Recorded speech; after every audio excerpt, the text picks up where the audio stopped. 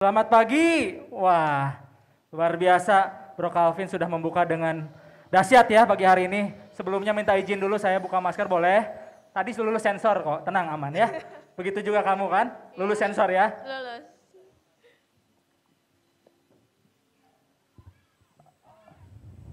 Oke, apa kabar semuanya? Rekan-rekan yang di Arkana luar biasa kalau teman-teman yang ada di rumah, saudara yang di rumah. Di sini luar biasa, nggak percaya nih dengerin tepuk tangan mereka. Berikan tepuk tangan buat Tuhan kita dong. Luar biasa dahsyat ya. Saya senang membaca beberapa firman Tuhan di Kejadian Lama terutama ya. Banyak hal-hal yang dahsyat yang Tuhan perbuat ya. Nggak cuma Musa ternyata, Yosua begitu ketika berjalan di sungai Yordan. Ternyata sungai juga bisa membelah ya. Luar biasa, itulah Tuhan kita yang perkasa. Apapun masalahmu hari ini mungkin berbeda, tetapi kita tetap sama punya Tuhan yang dahsyat. Namanya Tuhan Yesus, Tuhan yang perkasa. Ada amin. Yeay, berikan tepuk tangan, berikan sorak-sorai bagi dia.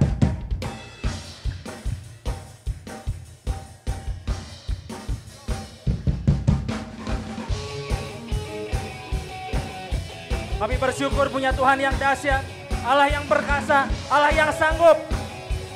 Apapun situasinya hari ini, dia tetap Tuhan yang bekerja, menemani kita untuk memberikan kemenangan demi kemenangan.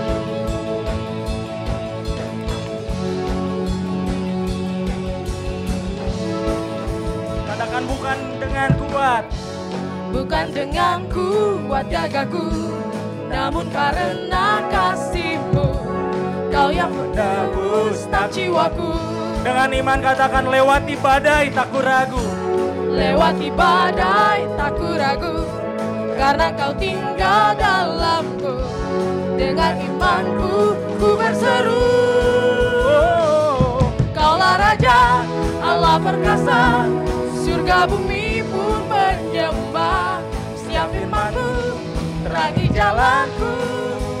Engkaulah Tuhan Allah yang perkasa. Lebih meriah lagi buat Tuhan Yesus, Allah yang perkasa. Engkau di rumah, Engkau di sini.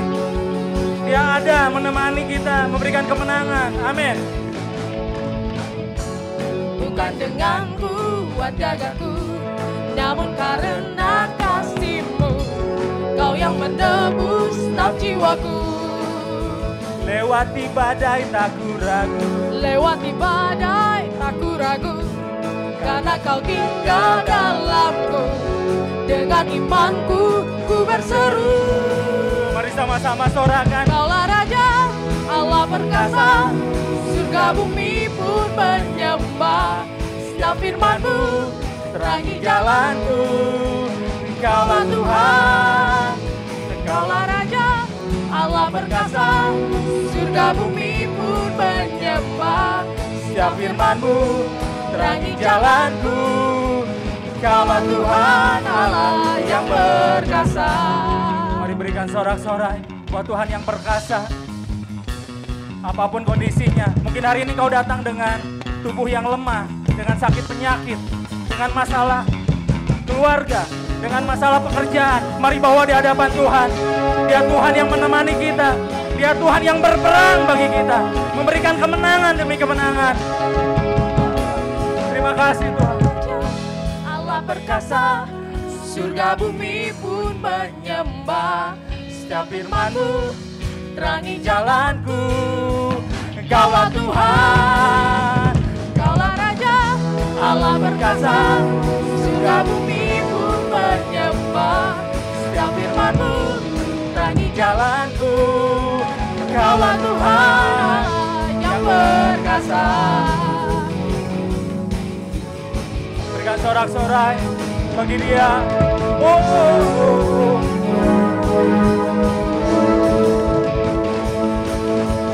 Yesus Kau Tuhan, Allah perkasa. Yesus Kau Tuhan, Allah perkasa. Yesus Kau Tuhan, Allah perkasa. Panggil namanya sekali lagi, siapa? Yesus Kau Tuhan, Allah perkasa. Haleluya. Amin. Kau Allah yang perkasa. Haleluya. Tuhan yang ada di Arkana. Terima kasih Tuhan Yesus. Terima kasih Bapa. Bukan karena apa yang kita buat, bukan karena persembahan kita, bukan karena kebaikan kita. Kita nggak bisa bermegah dengan apa yang kita lakukan. Tapi semua karena inisiatif Tuhan sendiri yang memberikan hidupnya, memberikan nyawanya buat kita. Kita boleh diselamatkan, kita boleh ditebus. Terima kasih Tuhan Yesus. Mari saya ajak setiap rekan-rekan, saudara-saudara, pagi hari ini, mari buka hatimu. Katakan terima kasih Tuhan Yesus. Mari naikkan syukur kita pagi hari ini. Terima kasih Tuhan. Tak sebanding apa yang kami berikan buat Tuhan dengan apa yang Kau korbankan buat kami Tuhan. Terima kasih Tuhan Yesus. Kau pribadi yang begitu mengasihi kami. Sungguh besar pengorbanan-Mu buat setiap kami Tuhan. Terima kasih Yesus. Terima kasih Bapa. Terima kasih Bapa.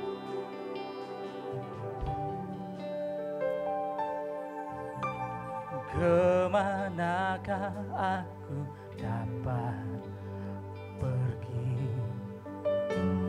menjauhi Roh-Mu yang suci. Sahabat, katakan dan Kau dekat, dan Kau dekat. Justru seringkali yang kita jauh dari Tuhan. Bahkan seluruh pengabdianku tak bisa membalas kesetiaan-Mu, sungguh mulia.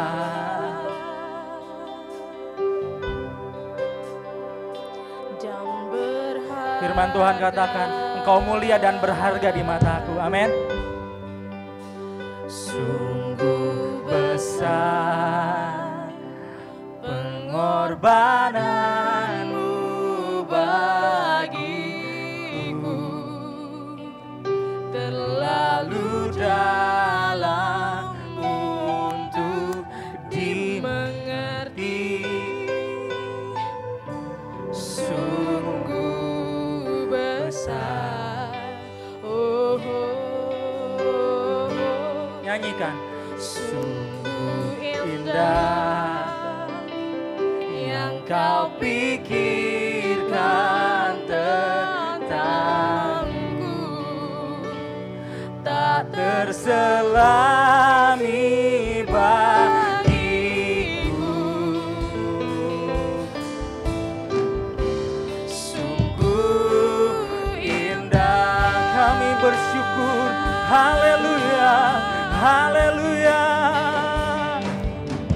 Kemanakah aku dapat pergi, menjauhi Roh-Mu yang suci, Kau sahabat, dan Kau dekat, dan Kau dekat. bahkan seluruh pengabdian kami gak bisa membalas Tuhan kebaikan. Seluruh pengabdianku Tak bisa membalas kesetiaan-Mu, sungguh mulia. Katakan dan berharga. Dan berharga. Mari sama-sama nyanyikan dari hatimu. Katakan Sungguh besar pengorbanan-Mu bagiku, terlalu dalam untuk dimengerti. Sungguh besar. Oh, oh, oh, oh.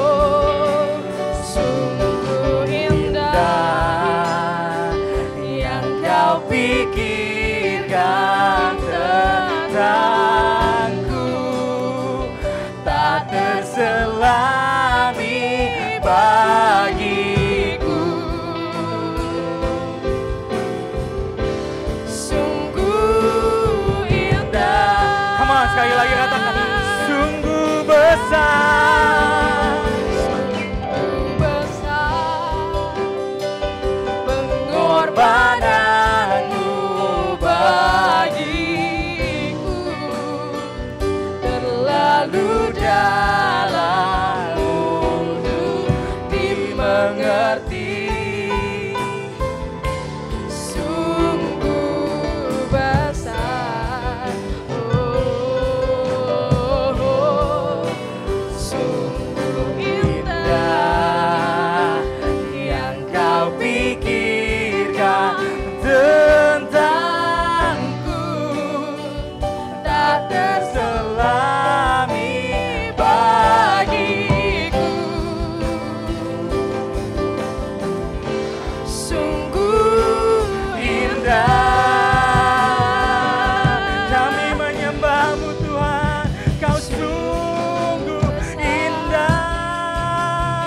pengorbananmu bagi Mari naikkan penyembahanmu, terima kasih Tuhan. terlalu Pengorbananmu dalam buat semua Tuhan yang kau kerjakan buat setiap kami.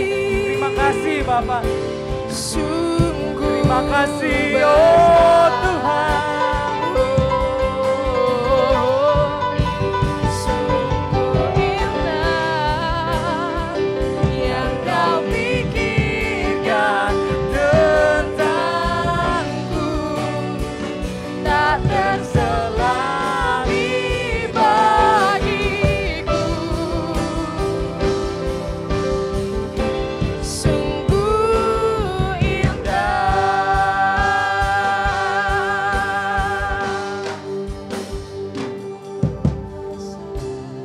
Pagi hari ini saya mau ajak setiap kita, yuk selidiki setiap hati kita pagi hari ini. Tidak ada kata terlambat di dalam Tuhan. Tuhan masih menerima kita sampai hari ini. Yuk sama-sama selidiki, belajar dari seorang yang namanya Daud. Seberapa dalam dia sudah jatuh dalam dosa. Dia mau menghampiri tahta kasih karunia Tuhan. Jujur di hadapan Tuhan. Mau bilang sama-sama pagi hari ini, Tuhan kami butuh Tuhan. Kami gak kuat berjalan sendirian Tuhan. Bahkan dengan bungkus agamawi sehari-hari kami, ternyata kami masih jauh dari hadapan Tuhan. Yuk sama-sama angkat suaramu, angkat hatimu Tuhan. Kami perlu Engkau Tuhan. Kami gak bisa jalan sendirian. Di bisnis kami, di keluarga kami, dalam mendidik anak, dalam pelayanan, dalam apa saja yang kami bangun Tuhan. Kami perlu Tuhan. Mari sama-sama bangkit berdiri. Angkat suaramu, angkat tanganmu, angkat penyembahanmu. Dia ada di tengah-tengah kita pagi hari ini. Terima kasih Tuhan, Dia yang sanggup memulihkan setiap kehidupan kita. Firman Tuhan bilang Dia yang berperang bagi kita. Bahkan Dia yang berperang bagi kita. Berperang bagi kita untuk memberikan kemenangan. Untuk memberikan kemenangan. Terima kasih Tuhan buat pengorbananmu, buat salibmu. Tidak ada Tuhan, tidak ada Tuhan yang sehebat, yang sedahsyat Engkau Tuhan. Terima kasih, haleluya, haleluya. Angkat penyembahanmu. Oh Yesus, panggil namanya, panggil namanya, panggil namanya, Yesus.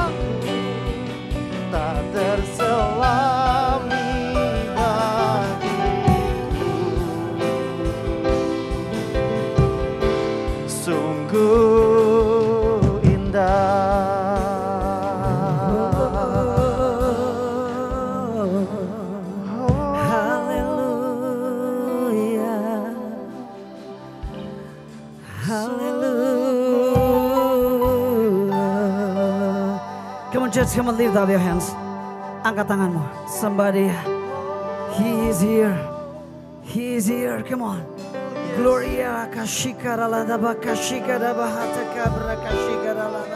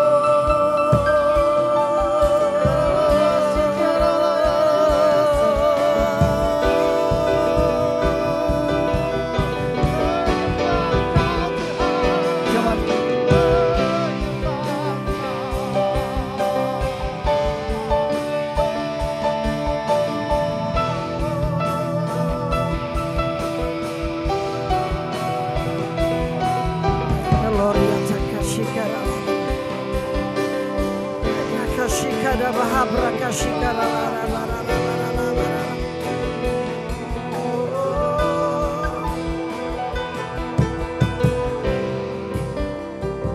Kami mengucap syukur buat pengorbananmu, kami mengucap syukur buat kasihmu, kami mengucap syukur buat segala sesuatu yang Tuhan izinkan. Lord,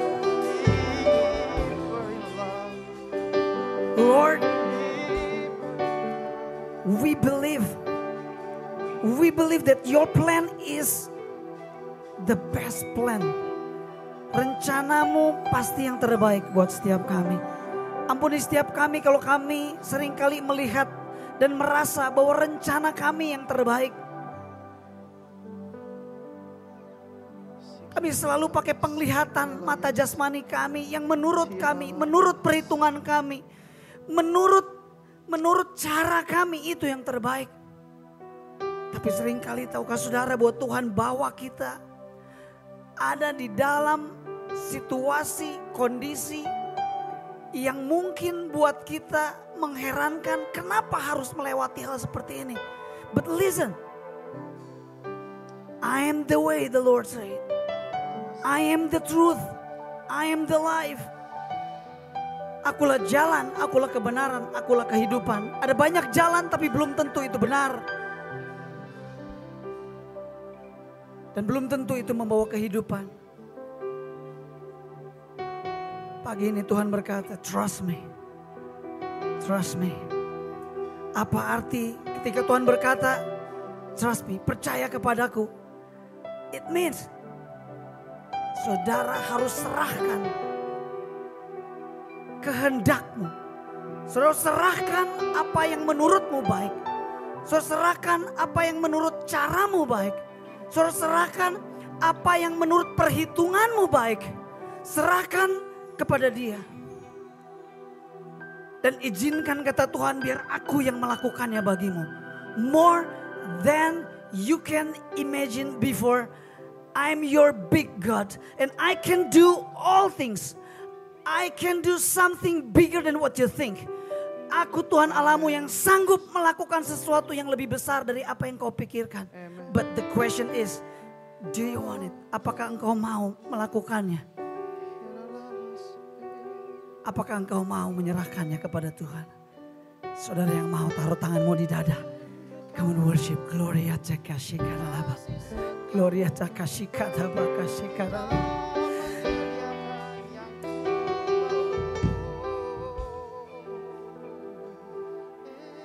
Kau tunjukkan kasih setiamu.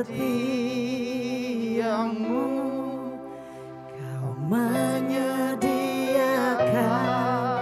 yang ku perlu.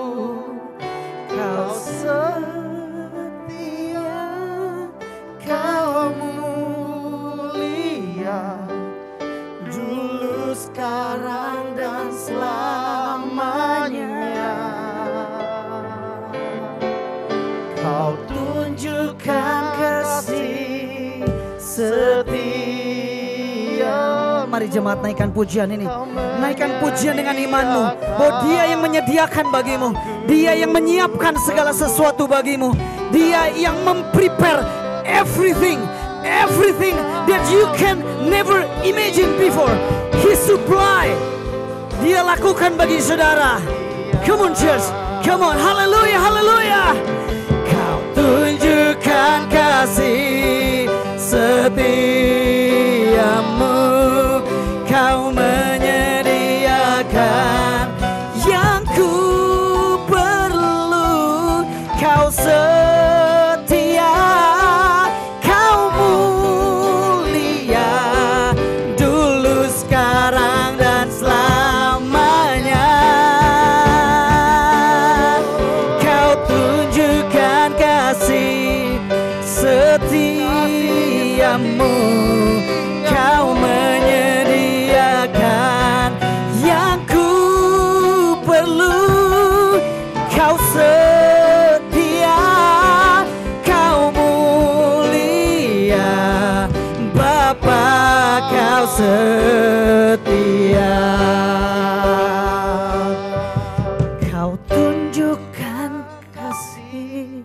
Naikkan pujian ini jemaat Tuhan.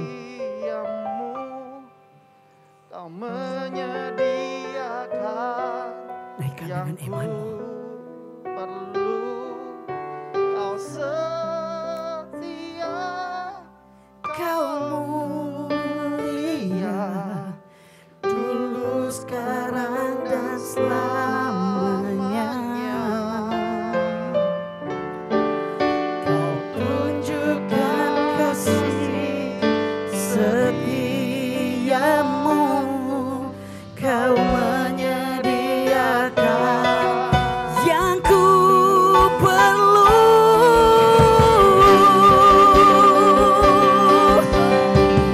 Kau setia Tuhan Bapa, Kau setia, Kau tunjukkan kasih setiamu, Kau menyediakan yang ku perlu. Kau setia, Kau mulia, dulu sekarang dan selamanya. Kau tunjukkan kasih setiamu, menyediakan yang ku perlu. Kau setia, Kau mulia, Bapa, Kau setia.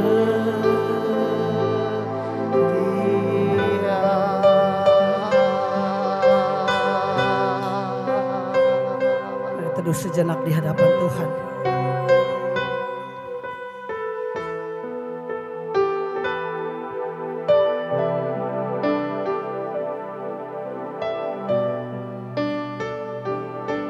Renungkan semua kebaikan Tuhan dalam hidupmu.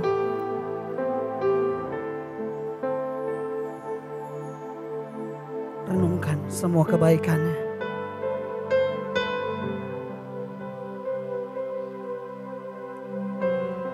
Dengar, dengar. Kemarin saya diingatkan ada sebuah kejadian yang unik sekali. Papa saya telepon saya. Dan papa saya bilang begini.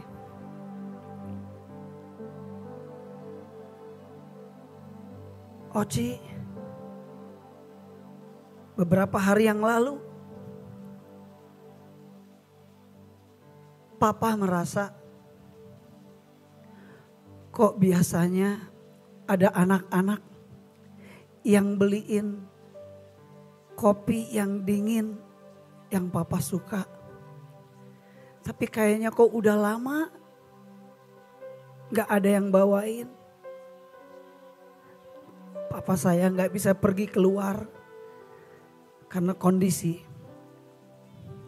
Tapi tahukah saudara, di bagian yang lain, ketika saya pulang dari sini, habis equipping leader, disediakan ada kopi dingin. Dan masih tersisa.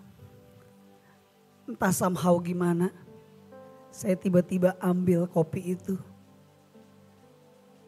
Dan saya bawa pulang satu. Dan saya teringat waktu di jalan, saya ingat papa saya. Tahukah saudara, ketika pulang, habis pemberkatan, satu kedai, satu food court, saya pulang. Dan waktu saya pulang, saya telepon papa saya. Pak, udah di depan. Papa keluar ya ambil. Saya kasih buat papa saya. Beberapa saat lamanya papa saya telepon. Oci, tahu nggak ini yang papa perlukan? Even di dalam keterbatasan, nggak tahu harus gimana, nggak bisa keluar, tapi cuman rasa, cuma bilang Tuhan biasanya suka ada yang kirim anak-anak, tapi nggak tahu gimana. Tuhan bisa create segala sesuatu. Dan tiba-tiba waktu saya kasih, papi saya terharu bilang, even sama hal yang paling kecil, Tuhan tahu dan Tuhan prepare, Tuhan sediakan. Kalau itu terjadi dengan ayah saya, kenapa enggak terjadi dalam hidup saudara? Tapi tahukah saudara bahwa seringkali Tuhan izinkan engkau ada di situasi seperti ayah saya. Gak bisa keluar, gak bisa beli, gak bisa kemana-mana. Hanya mengucap sama Tuhan dan Tuhan sediakan. Saya mau ini jadi bagian dalam hidup saudara. Percayalah, Tuhan bisa bikin, Tuhan bisa atur, Tuhan bisa pakai siapa saja untuk menjawab kebutuhanmu. But sometimes engkau harus ada di situasi, kondisi di mana engkau enggak tahu harus apa yang kau harus lakukan dan engkau hanya berserah kepada Tuhan. Percayalah, Bapa yang kita sembah adalah Bapa yang setia. Yang percaya katakan amin. Bapa yang menyediakan segala yang kau perlukan, amin. Bapa yang menyediakan semua yang kau butuhkan, amin. Kau tunjukkan kasih setiamu, kau menyediakan yang ku perlu. Kau setia, kau mulia, dulu, sekarang dan selamanya. Kau tunjukkan kasih setiamu, kau menyediakan yang ku perlu. Kau setia, kau mulia. Katakan kau setia, kau setia, kau mulia. Jemaat sama-sama katakan, kau setia, kau mulia.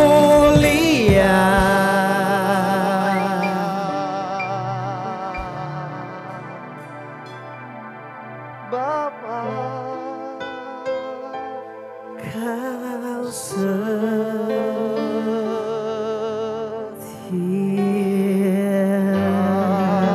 Boleh kasih tepuk tangan buat Bapak yang setia.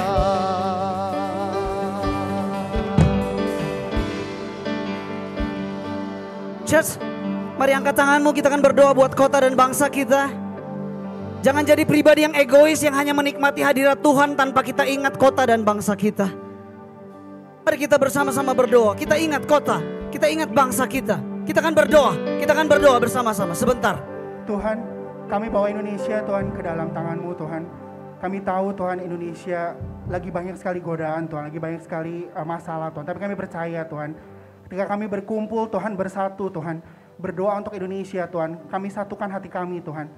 Kami percaya ada perkara besar yang Tuhan mau buat untuk Indonesia Tuhan. Kami berada di Indonesia Tuhan, khususnya di kota Bandung bukanlah suatu kebetulan Tuhan. Tapi ini adalah rencana-Mu Tuhan. Rencana-Mu untuk kami bisa ada di Indonesia Tuhan. Ubahkan kami Tuhan, bentuk kami Tuhan, untuk kami siap menjadi anak panah-Mu Tuhan, yang memberkati kota Tuhan, yang memberkati bangsa Indonesia Tuhan. Tuhan memberkati Presiden Tuhan, Wakil Presiden, jajaran Menteri Tuhan, DPR, MPR Tuhan, semua jajaran Tuhan, pemerintahan kami percaya Tuhan, berikan hikmat, berikan kasih-Mu Tuhan, turun Tuhan untuk setiap pemerintahan Tuhan. Kami percaya apapun keputusan yang dibuat oleh Presiden, keputusan yang dibuat oleh DPR Tuhan, kami percaya itu bukan keputusan manusia, tapi itu adalah hikmat yang datangnya dari Tuhan. Berkati Indonesia Tuhan, pulihkan Indonesia Tuhan, pulihkan kondisinya Tuhan. Kami percaya Corona sebentar lagi akan selesai Tuhan. Kami percaya kami akan melalui tahun-tahun yang sulit ini Tuhan, selama kami bersama dengan Tuhan. Apa yang belum kami pegang, kami bisa pegang. Apa yang belum kami lihat, kami bisa lihat Tuhan. Apa yang belum kami rasa, kami bisa rasa Tuhan. Kami percaya pemulihan, terobosan Tuhan, kemenangan terjadi di Indonesia Tuhan. Kami berdoa dan kami percaya kemenangan, pemulihan terjadi di kota Bandung Tuhan. Amin. Kami tutup bungkus semua warga Bandung Tuhan, semua warga Indonesia.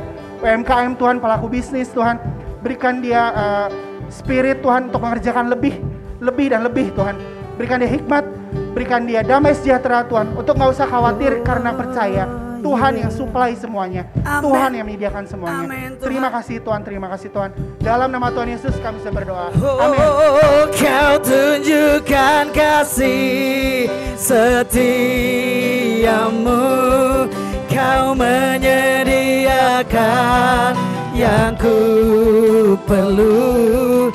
Kau setia, kau mulia, dulu, sekarang, dan selamanya. Oh, kau tunjukkan kasih setiamu, kau menyediakan yang ku perlu. Kau setia, kau mulia, Bapa, kau setia. Kau setia, come on.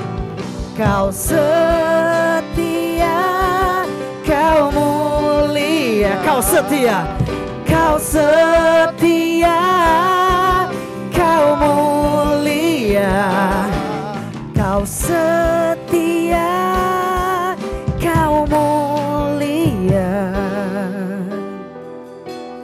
Bapa, kau setia.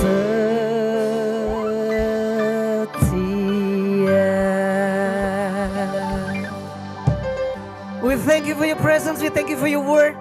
We believe that you will supply our needs. Kami percaya Engkau akan memenuhi, mencukupkan semua yang kami perlukan. Even gak semua orang tahu apa yang kami perlukan.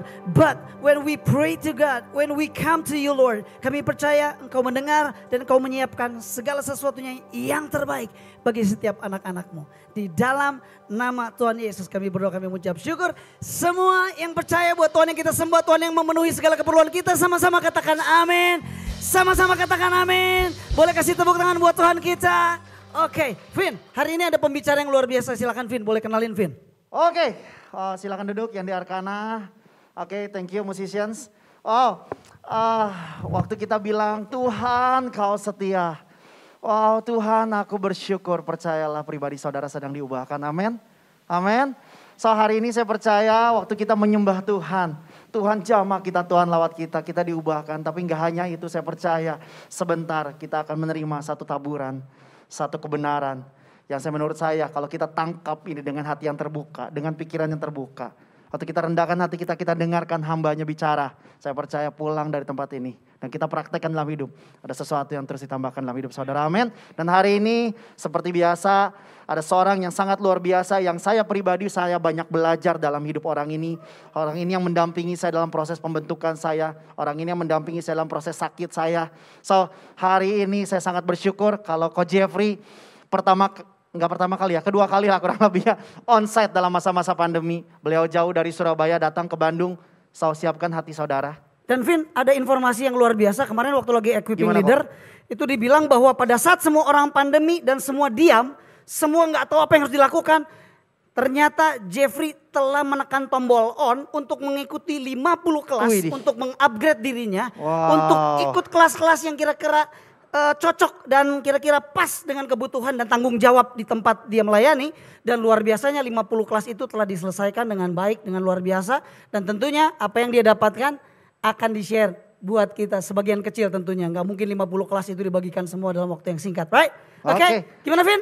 So, please welcome Coach Jeffrey. Boleh kita Jeffrey, kasih apresiasi yang terbaik Tresna. buat Coach Oke, Jeffrey. boleh kasih tepuk Silakan tangan. Coach Jeffrey. Nah, mari Bapak Ibu kita akan masuk sama-sama dalam firman Tuhan ya. Dan kesempatan pagi hari ini saya beberapa waktu terakhir ini merenung, berpikir dan Tuhan perhadapkan, Tuhan pertemukan dengan sebuah pertempuran sengit yang hari-hari ini dialami banyak orang percaya. Dan waktu saya bertemu dengan orang-orang tersebut, tahukah Anda bahwa orang-orang tersebut itu orang-orang yang lama ikut Tuhan. Orang-orang tersebut terkesan mengasihi Tuhan dengan segenap apapun yang dia punya. Lalu saya bertemu juga ada kelompok orang yang setiap kali dia menceritakan Tuhan, itu rasa-rasanya saya itu dibakar. Gitu. Saya itu diinjek sesuatu yang baru. Tapi dari kelompok orang tersebut, sampai satu ketika ada sebuah keadaan yang memukul kehidupan mereka. Dan pagi hari ini waktu merenungkan itu, tiba-tiba Tuhan bawa pada sebuah pergumulan panjang Yesus. Kalau saudara melihat ada dua musim penting dalam kehidupan Yesus. Pertama, musim di padang gurun. Pada waktu dia dicobai oleh iblis. Kalau saudara melihat dengan cermat kata demi kata, dari ayat demi ayat yang nampak, yang muncul di kitab Injil. Ingat, pencobaan-pencobaan yang dialami Yesus, tingkatnya makin lama makin tinggi. Baca Alkitab Anda. Tawaran demi tawaran yang iblis sodorkan untuk membawa Yesus masuk, terjebak. Itu pencobaannya itu selalu meningkat levelnya. Jadi dengar baik-baik pagi hari ini, kalau Anda lagi masuk masa-masa pergumulan, pencobaan, tidak akan pernah ada pergumulan pencobaan yang levelnya sama. Tuhan akan bawa Anda masuk pada sebuah level pergumulan, level pencobaan yang makin lama makin seakan-akan berat, sulit, susah, mustahil Anda pikul. Anda pelajari itu. Tapi ada musim yang kedua. Yang Yesus alami di Taman Getsemani. Nah, hari ini saya mau berbagi topik itu. Saya mau berbagi tentang Getsemani. Kata Getsemani di Alkitab itu punya arti tempat pemerasan. Wow. Kata Getsemani di Alkitab itu artinya gini, tempat seseorang itu kehidupannya diperas. Dan yang menarik dari kisah ini, nanti kalau Anda baca, Anda lihat, saya akan tuntun Anda.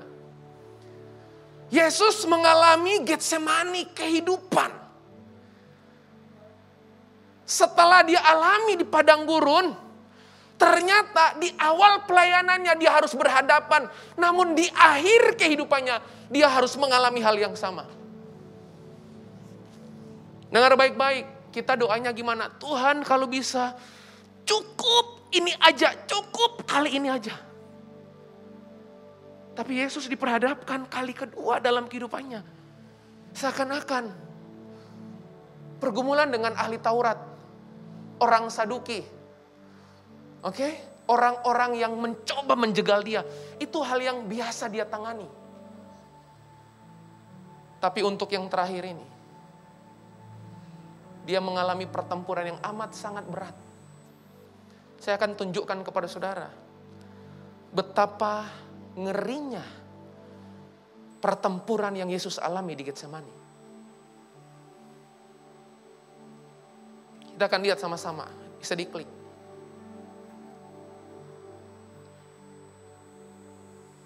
Yang menarik, waktu saya mencoba membedah 3 kitab Injil,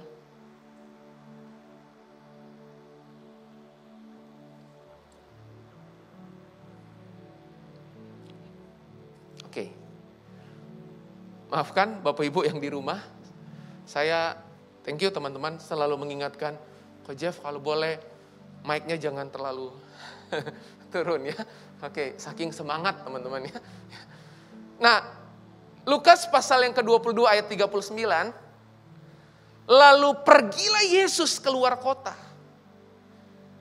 Dia bukan ke Lembang, bukan. Lalu pergilah Yesus ke puncak, bukan. Yang menarik, tempat refreshingnya Yesus, itu menarik loh. Lalu pergilah Yesus keluar kota dan sebagaimana biasa, tolong garis bawahi kalimat itu. Jadi Getsemani itu tempat yang biasa Yesus kunjungi. Getsemani itu tempat yang udah jadi habit, kebiasaan, lingkungan yang kemudian memang dia cintai, dia sukai. Alkitab menulis, sebagaimana biasa ia menuju bukit Zaitun. Dengar baik-baik. Ayat Alkitab tidak secara gamblang menuliskan bahwa Getsemani itu taman. Tapi kalau saudara membaca kitab Injil yang lain, ada kesan bahwa Getsemani itu sebuah taman. Murid-muridnya juga mengikuti dia.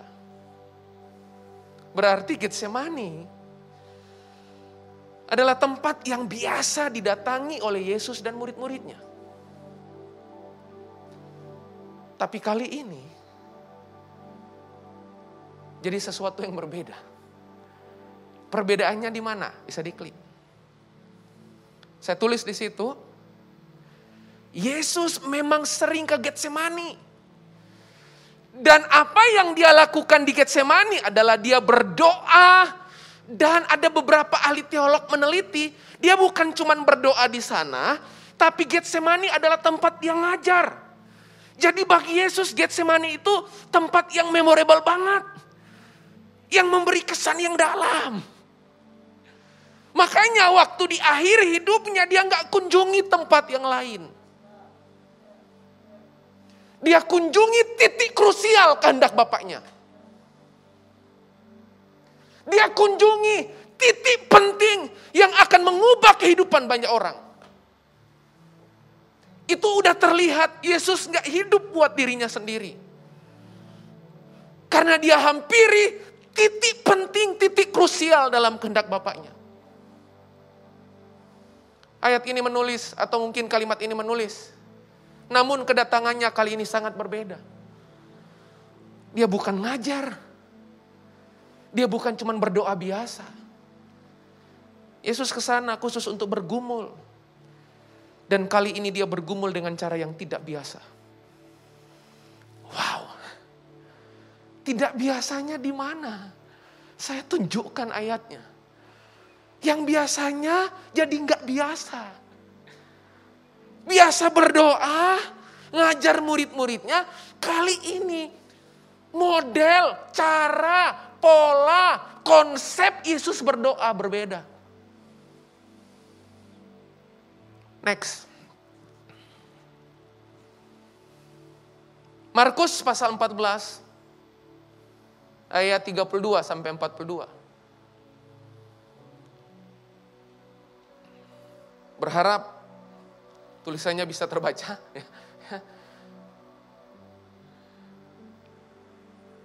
Ayat 32 sampai 34. Lalu sampailah Yesus dan murid-muridnya ke suatu tempat yang bernama Getsemani. Tempat apa itu? Pemerasan. Kata Yesus kepada murid-muridnya, duduklah di sini sementara aku berdoa. Wow, dia nggak mengajak murid-muridnya berdoa. Tapi Alkitab bilang murid-murid disuruh duduk di situ. Lalu Yesus putuskan. Yesus berdoa. Saya mau titip pesan buat saudara. Doa itu harusnya keputusan yang tidak hanya karena ada kebutuhan. Doa itu harusnya jadi sebuah kebiasaan harian Anda.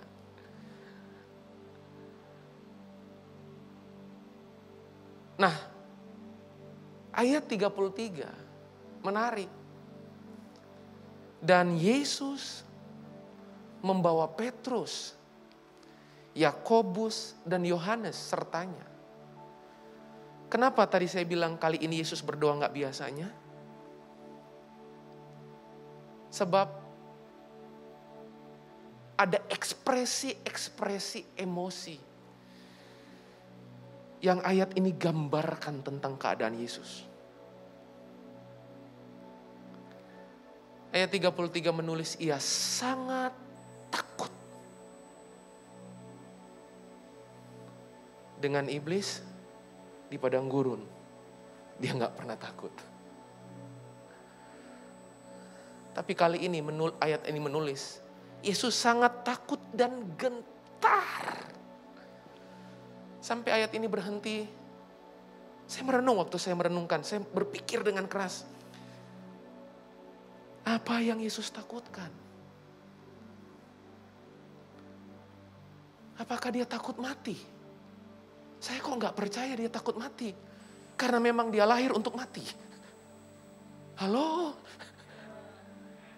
Saya nggak percaya kalau Anda bilang ini, oh kok Jeff, Yesus di situ takut dan gentar karena dia mau mati. Oh no, saya nggak setuju. Karena sejak awal destininya Yesus udah jelas. Dia lahir hanya untuk mati dan tebus Anda dan saya. Itu jelas, jadi tidak mungkin dia takut mati. Saudara bilang gini, oh dia takut penderitaan fisik. Anda salah. Mundur ke belakang. Yesus jelas mengajar, dia akan mengalami penderitaan-penderitaan yang tidak biasanya. Berarti Yesus udah siap. Dia siap. Kalau Anda berkata gini, oh kok Jeff, Yesus takut kehilangan murid-muridnya. No. Sebab pelajari kisah yang sebelumnya. Yesus berkata, ada di antara kalian yang bakal jual saya, ada yang bahkan menyangkal saya. Oh dia udah berani, dia dengan keberanian, dia gak pernah takut dengan hal-hal tersebut. Di waktu merenung, Tuhan bukakan satu hal. Tapi saya mau tunjukkan dulu, ayat 34. Lalu kata Yesus kepada mereka, wow. Pernah Yesus curhat kayak gini? Gak pernah ya, baru di Taman Getsemani ya. Hatiku sangat sedih.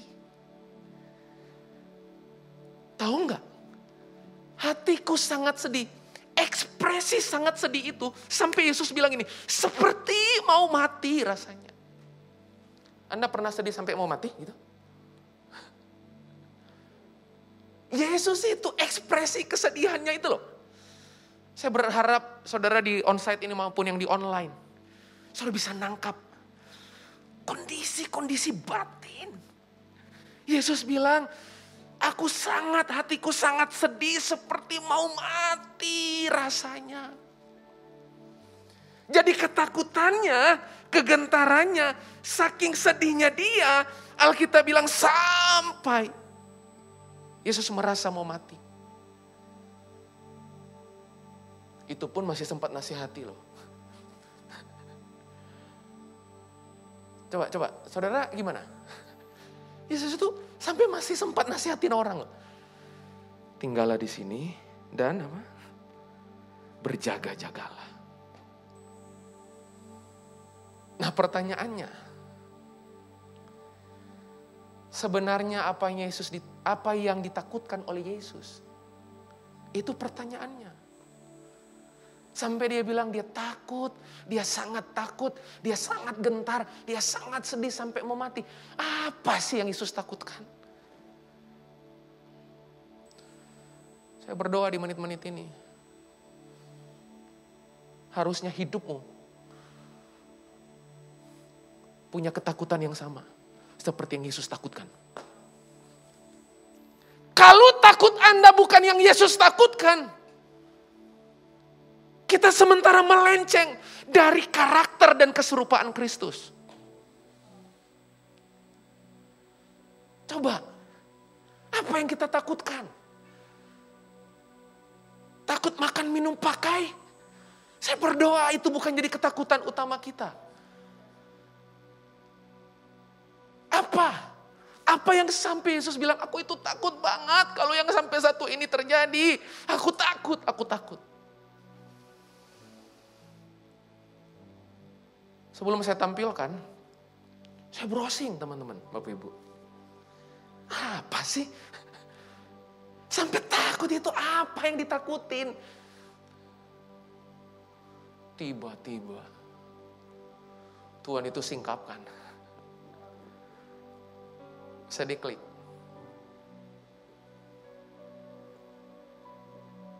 Bisa bantu diklik?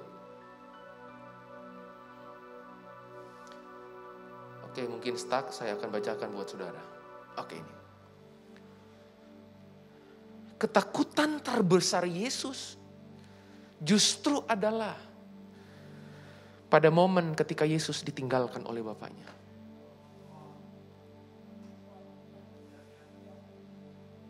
Dari mana kita tahu? Di atas kayu salib kan? Kitab Injil Lukas menulis dengan jelas. Eloi, Eloi, lama sabatani. Bapakku, Bapakku, mengapa engkau meninggalkan aku?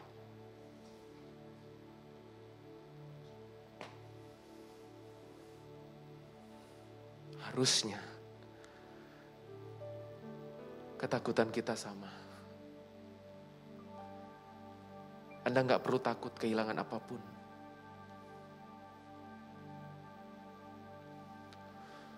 Nggak perlu takut. Sebab Dia Allah yang setia, Dia nggak mungkin tinggalkan Anda. Tapi untuk yang satu ini, please. Harusnya kita itu takut kalau sampai kita itu, seperti ayat ini bilang, kita itu kehilangan keterhubungan kita dengan Bapa. Harusnya yang kita takutkan itu adalah apa yang jadi kehendak Bapa. Itu tidak tergenapi dalam kehidupan kita. Anda gak perlu takut karena persoalan isi dompet Anda. Karena Dia berkata, Dia pelihara. Anda gak perlu takut dengan gelapnya malam yang Anda lewati. Dia berkata, akulah gembalamu yang baik. Anda gak perlu takut dengan musuh-musuh yang ada di depan Anda. Sebab Tuhan janji. Kehidupan orang fasik. Endingnya jelas. Anda gak perlu takut dengan beban berat yang menimpa Anda hari-hari ini. Sebab Dia berkata, datanglah kepadaku, hai kamu yang letih lesu dan berbeban berat. Tapi untuk yang satu ini, please, seakan-akan Tuhan gak bisa berbuat apapun. Kalau sampai Anda kehilangan.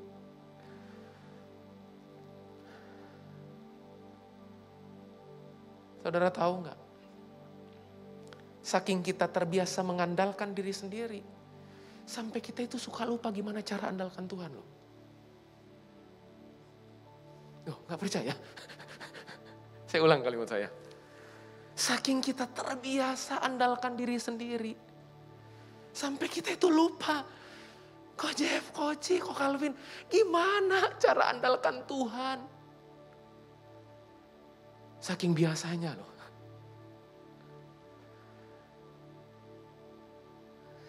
Pada momen ini, inilah yang Yesus takutkan. Apakah perasaan yang sama Anda takut seperti yang Yesus takutkan? Kalau ini belum jadi ketakutan Anda, kita belum atau kita kurang Yesus Kristus. Harusnya ini jadi ketakutan kita. Klik. Saya lanjutkan. Saya mau akhiri. Saya mau masuk lebih dalam apa pelajaran yang bisa kita ambil dari kisah Getsemani. Klik. Ayat 32 sampai 34. Saya akan bacakan buat saudara. Lalu sampailah Yesus dan murid-muridnya ke suatu tempat yang bernama Getsemani. Kata Yesus kepada murid-muridnya, duduklah di sini sementara aku berdoa. Nah, poin pertama saya, ayat ke-33, dan ia membawa. Hal yang pertama, kalau Anda lagi berada di Getsemani, Mari belajar berbagi pergumulan Anda dengan orang-orang yang Anda percayai. Alkitab menulis Yesus berbagi pergumulan dengan murid-muridnya. Yang tadi kita udah baca, dia ceritakan sama Petrus, sama Yohanes, sama Yakobus. Makanya kalau Anda nggak punya komunitas yang membangun, berat perjalanan Getsemani Anda. Yesus berbagi penderitaan, berbagi apa yang dia rasakan, berbagi apa yang dia alami. Dia belajar share. Dia nggak pegang egonya. Apapun yang dia alami, khusus di waktu-waktu itu dia belajar cerita. Dengar baik-baik. Seringkali waktu kita sharing itu bisa menyembuhkan kita. Ya, sharing itu bisa membangkitkan kita, bisa menolong kehidupan kita. Jadi hal yang pertama yang saya mau ingatkan buat saudara pagi hari ini. Mari belajar berbagi. Berbagi apapun yang saudara alami. Saya nggak akan berlama-lama di situ. Sebab justru poin kedua yang akan saya mau tekankan. Klik. Tahan dulu di ayat ini. Wow. Ayat 35 ada kalimat-kalimat penting. Ia maju sedikit. Oh, saya itu tertarik dengan kata maju sedikit. Berarti ia maju sedikit, berarti dia berpisah nggak dengan murid-muridnya? Nah itu, saudara pasti tahu maksudnya. Doa itu hubungan pribadimu dengan Bapa. Tidak berarti karena kalau Anda udah berbagi apa yang Anda rasakan, Anda udah didoakan oleh klub Anda, itu berarti Anda nggak perlu bangun hubungan pribadimu dengan Bapa. Enggak. Sebab setelah Yesus ceritakan apa yang dia alami, dia rasakan, Alkitab menulis ia maju sedikit. Berarti ada privacy. Ada sesuatu yang private, yang memang cuman milik Yesus dengan Bapaknya. Dan kalimat kedua yang ditulis di ayat ini, berarti ada banyak kesalahan. Gambar-gambar yang ada di Google. Kalau Anda klik Google, Yesus berdoa di Taman Getsemani. Yesus itu berlutut. Pelajari kitab Injil. Tidak ditulis Yesus berlutut. Tapi Alkitab menulis ia merebahkan diri ke tanah.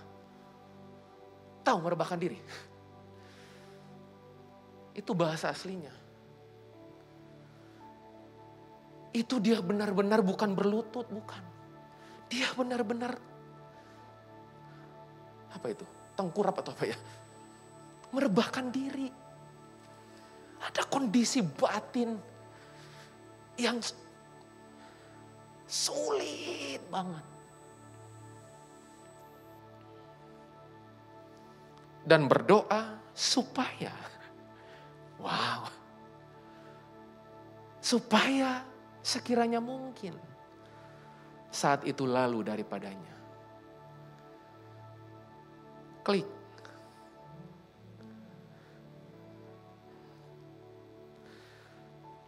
Yesus mengungkapkan semuanya dalam doa. Tapi yang saya mau tekankan, Anda lihat ayat 36. Klik. Justru di ayat 36, Yesus lagi mengajar konsep doa yang benar. Ayat 36 bagian A, katanya, ya Aba, ya Bapa, tidak ada yang mustahil bagimu. Jadi ayat 36 bagian A, Yesus lagi ngajar bahwa doa itu mempercayai kuasa Allah. Tapi jangan lupa yang bagian B. Jadi waktu Yesus ngajar doa di Taman Getsemani, Yesus lagi ngajar gini, ya aku percaya nggak ada yang mustahil. Berarti Yesus mempercayai kuasa Bapaknya bisa bertindak. Tapi jangan lupa bagian B. Saya bacakan. Ambillah cawan ini daripadaku. Tetapi janganlah apa yang aku kehendaki, melainkan apa yang engkau kehendaki. Maksudnya apa? Doa adalah mempercayakan diri pada keinginan Bapa.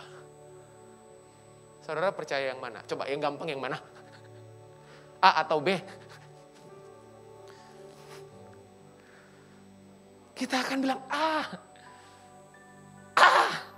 Saking A sampai lupa ada B. Kita reject yang B. Kita yakin bahwa gak ada yang mustahil. Kita percaya pada kuasa Allah. Ya, saya juga percaya.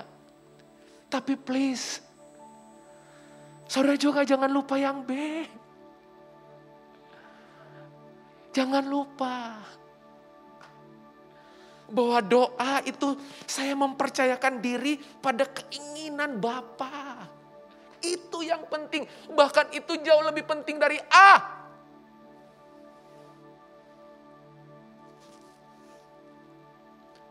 Karena saya yakin kalau Anda di posisi Yesus, Anda bakal paksa Bapak melakukan A.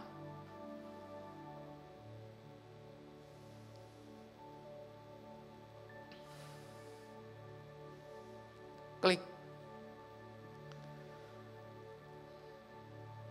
Bagian terakhir dari saya. Saya tulis di situ. Sekalipun Bapa dapat melakukan segala sesuatu, please, hal itu tidak berarti bahwa dia mau melakukan hal tersebut. Bukan. Sekalipun Tuhanmu dapat melakukan segala sesuatu yang Anda minta doakan, yang Anda aminkan, itu tidak berarti bahwa dia mau melakukan hal itu. Enggak selalu. Klik.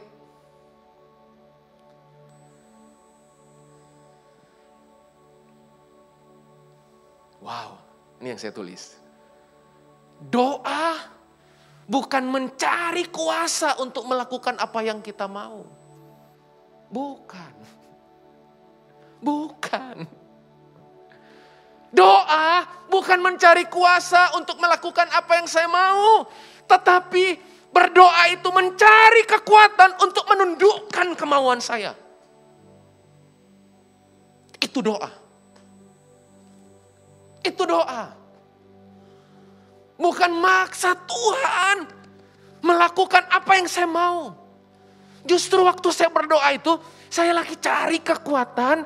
Karena waktu saya terima kekuatan yang saya terima itu menundukkan diri saya.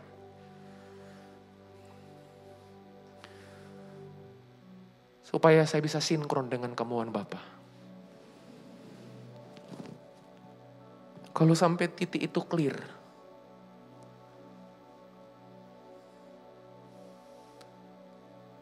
selesai pertempuran sengit Anda. Coba, pertempuran tersengit dalam hidup kita apa? Keinginan bukan? Kemauan bukan? Itu yang membesar. Kita percaya sama kuasa Tuhan, ya. Tapi pertanyaan saya, pernahkah kita berdoa supaya kita dapatkan kekuatan, menundukkan diri untuk kita menaklukkan diri kepada Bapa dan tidak pada kemauan kita? Dan tahu nggak?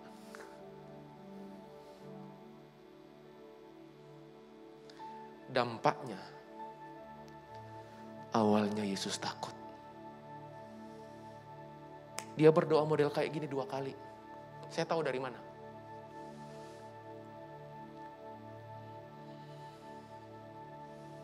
Ayat 37. Saya nggak masukkan ke PowerPoint. Setelah itu ia datang kembali dan mendapati ketiganya sedang tidur. Tolong garis bawahi kata, ia datang kembali. Dan ia berkata kepada Petrus, Simon, sedang tidurkah engkau? Tidakkah engkau sanggup berjaga-jaga 1 jam? Berjaga-jagalah dan berdoalah supaya kamu jangan jatuh ke dalam pencobaan. Roh memang penurut, tetapi daging lemah. Lalu, perhatikan, Yesus pergi lagi dan mengucapkan doa yang itu juga. Berarti doa yang pertama itu yang dia naikkan, itu terkesan kayak dia belum siap loh. Dia nggak siap dengan kondisi itu, dia datang lagi sama bapaknya. Ada kesan seakan-akan 36 bagian A, itu yang menjadi keinginan Yesus. Dia datang lagi, dia balik lagi, dia doa lagi. Dan doanya apa? Beda. Sama Alkitab bilang. Lalu ia pergi lagi, ayat 39, lalu ia pergi lagi dan mengucapkan doa yang itu juga. Yang sama berarti. Ayat 40. Dan ketika ia kembali pula, ia mendapati mereka sedang tidur. Sebab mata mereka sudah berat dan mereka tidak tahu jawab apa yang harus mereka berikan kepadanya. Lihat. Setelah kali kedua, Yesus lebih siap. Bahkan Alkitab bilang kalau Anda baca terus, Yesus bukan menunggu tentara itu datang menjemput dia. Alkitab menulis, begitu selesai, kemudian ia kembali untuk ketiga kalinya dan berkata kepada mereka, ketiga kali loh, tidurlah sekarang dan istirahatlah, cukuplah, saatnya sudah tiba, lihat anak manusia diserahkan ke tangan orang-orang berdosa, bangunlah, marilah kita pergi, dia yang menyerahkan aku sudah dekat. Yesus menjemput kehendak Bapaknya. Dia pergi, dia nggak tunggu. Tuh, responnya jadi beda. Kalau Anda itu nangkap, doa itu bukan mempercayai kuasa Tuhan saja, tapi doa itu Anda mempercayai kedaulatan, rencana, kemauan, keinginan Bapa atas hidup Anda. Anda akan lebih siap menghadapi apapun. Karena terbukti respon Yesus jadi beda. Alkitab bilang Yesus datang. Jadi kalau ada yang pernah berkata begini, Yesus ke Taman Getsemani itu melarikan diri. Salah. Karena kalau melarikan diri, kenapa Yudas gampang temuin dia di situ? Karena Yudas tahu aktivitas Yesus. Yudas tahu aktivitas biasaannya Yesus itu di Taman Getsemani. Makanya dengan mudah dia ketangkap. Siapa bilang dia lari? Dan dia jemput apa yang menjadi kehendak Bapaknya. Saya berdoa pagi hari ini, kalau Anda bisa sampai di titik menaklukkan diri pada keinginan, kemauan, kehendak Bapa. Saya mau kasih tahu, Anda akan selalu kedapatan siap berhadapan dengan keadaan-keadaan buruk di luar kendali Anda. Akan lebih siap. Lebih siap. Mau apapun yang terjadi, Dia berdaulat kok. Apapun yang terjadi, Yesus berkata, untuk kali kesekian kok dia menaikkan doa yang sama. Sampai dia bebas. Dia clear. Dia tangkap kehendak Bapaknya. Saya berdoa pagi hari ini. Mari. Jadikan kehendak Bapa, keinginan Bapa kemauan Bapa jadi satu-satunya keinginan, kehendak, kemauan Anda. Sekali lagi, kalau Anda bisa tiba di level itu,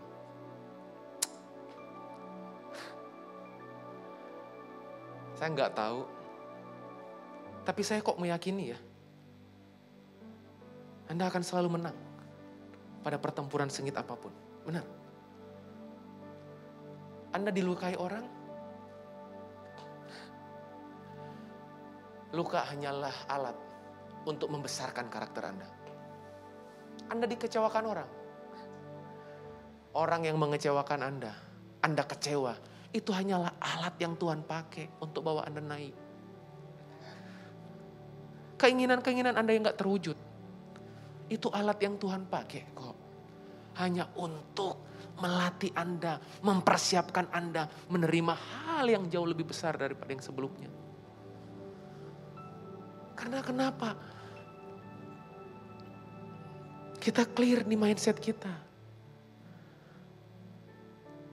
Bahwa memang itu, kedaulatan Tuhan jauh lebih penting dari apapun yang ada dalam kehidupan kita. Saya percaya pada kuasanya, bahkan saya mempercayai kuasanya. Tapi saya juga mempercayai kedaulatannya. Saya berdoa Getsemani apapun yang Anda hadapi di hari-hari ini. Harusnya Anda berdoa seperti Yesus. Dan pada akhirnya, sekalipun doa itu Anda ulang-ulang, hanya untuk menghadirkan kesiapan dalam hidup Anda, enggak apa-apa.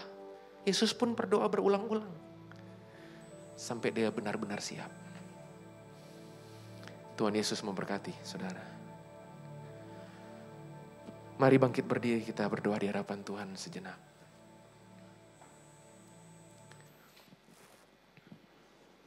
Makasih Tuhan.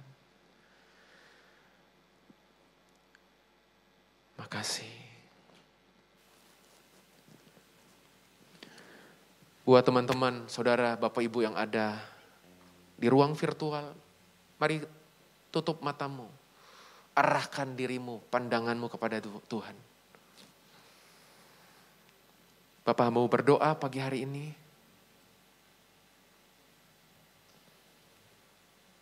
Biar Getsemani apapun yang ada dalam hidup kami. Doa kami satu. Bahwa biar kehendak-Mu yang jadi dalam kehidupan kami. Kami percaya bahwa tidak ada yang mustahil bagi-Mu. Kami percaya bahwa semuanya mungkin bagi kuasa-Mu. Tapi di lain pihak, kami akan belajar menundukkan diri kami. Menaklukkan diri kami. Menaklukkan kemauan kami kepada kemauan Tuhan. Terima kasih. Kau yang meteraikan firman-Mu. Bantu setiap kami, supaya kami terus bertumbuh dari pengenalan demi pengenalan. Kami mengenal dan kami mengalami realita Kristus dalam kehidupan kami. Terima kasih Bapak, terima kasih. Kami bersyukur buat pagi hari ini.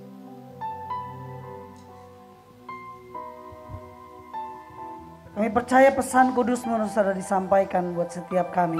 Kami berdoa supaya setiap orang tua boleh menerima sebuah kekuatan untuk tahu apa yang harus dikerjakan bagi anak-anaknya. Setiap pemimpin tahu apa yang harus dikerjakan bagi orang-orang yang dipimpinnya. Suami mengerti apa yang harus dilakukan kepada istrinya, istri kepada suami, anak kepada orang tuanya.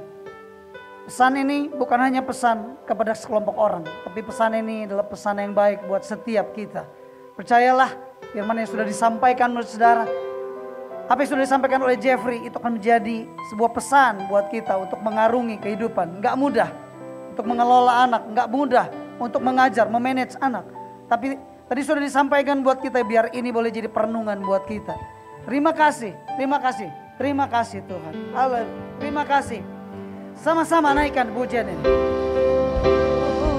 Kau tunjukkan kasih setiamu, kau menyediakan yang ku perlu.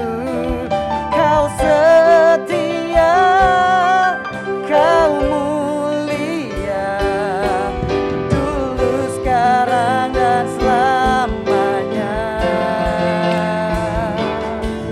Kau tunjukkan kasih setiamu, kau menyediakan yang ku perlu.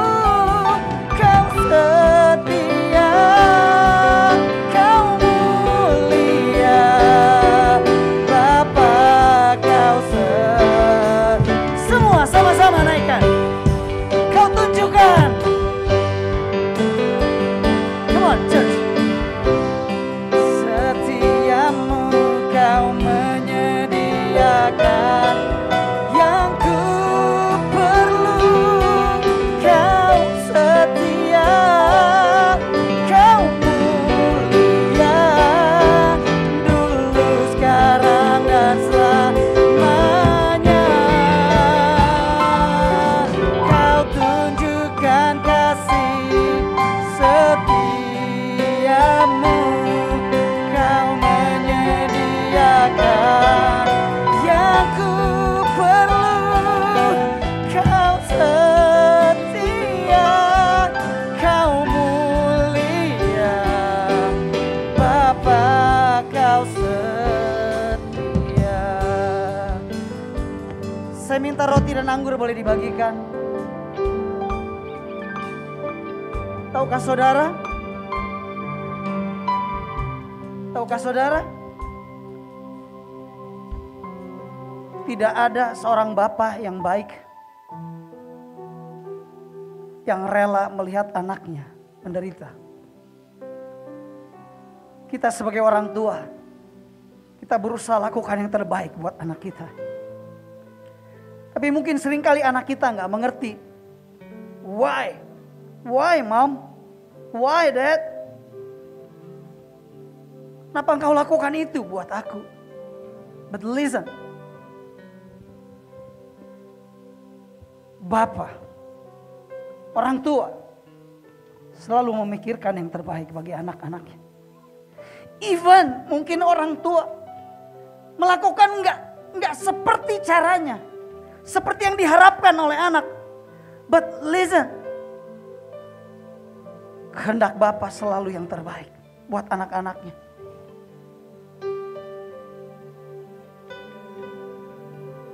Kalau kami orang tua kurang memahami bagaimana cara untuk mengerti, bagaimana cara memperlakukan yang terbaik buat anak-anak, kami orang tua meminta maaf buat anak-anak. So sorry.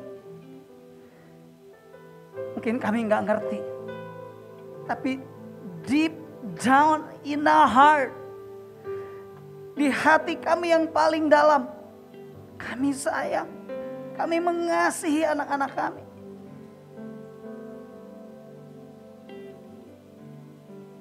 Dan dengar baik-baik. Kalau Yesus mau mati di kayu salib, korbankan dirinya, korbankan kepentingannya, korbankan kehendaknya, korbankan kesenangannya, korbankan segala sesuatu yang menurut dia baik. Dia korbankan demi ikuti apa yang menjadi kehendak Bapaknya. Maukah saudara melakukan hal yang sama? Dunia ini kurang orang-orang yang mau berkorban. Semua orang mau untung, tapi gak semua orang mau rugi. Hidup jangan cuma berani untung, berani rugi. Korbankan sesuatu buat seseorang yang kau cintai. Percayalah, mungkin orang itu saat itu belum mengerti, tapi suatu hari nanti mereka akan mengerti. Pesan itu akan sampai kepada mereka bahwa ada seseorang yang mau berkorban. Korbankan kepentinganmu buat istrimu, istri buat suamimu. Korbankan kepentingan anak buat orang tuamu, orang tua buat anakmu.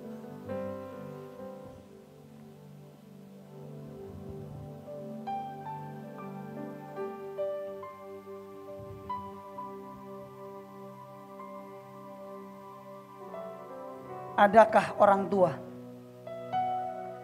yang hanya mikir dirinya sendiri?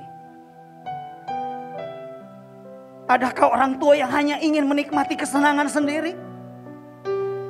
Adakah orang tua yang hanya memikirkan dirinya sendiri, kesenangannya sendiri, hobinya sendiri?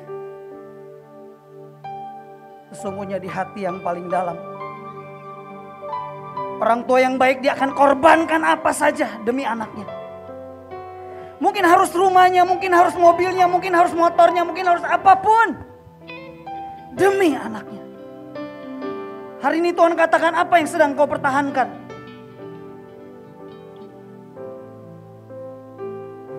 Apa yang menjadi mimpi anakmu? Apa yang menjadi kemaksimalan dari anakmu? Tuhan katakan, lepaskan. Lepaskan, berikan. Support anakmu. Support. Korbankan apa yang menjadi kesenanganmu. Give the best. Tapi nanti aku habis. Tapi nanti aku gak punya apa-apa. Dengar baik-baik. Kalau engkau lepaskan apa yang baik, Tuhan kasih yang lebih baik. Kalau engkau lepaskan apa yang lebih baik, Tuhan berikan yang terbaik dalam hidupmu. Kalau engkau lepaskan apa yang terbaik, dengar baik-baik. Mungkin kau bertanya, kalau aku lepaskan yang terbaik, aku dapat apa? Engkau dapatkan Tuhan yang akan menyelesaikan apa yang menjadi kebutuhan. Why? Kalau engkau harus lepaskan yang terbaik, karena Tuhan mau dia yang menjadi yang terbaik dalam hidupmu. Dia menjadi harta terbaik dalam hidupmu. Dia mau menjadi harta terbaik dalam hidupmu. Dia mau menjadi harta yang terbaik dalam hidupmu. Haleluya. Kau tunjukkan kasih setiamu. Kau menyediakan yang ku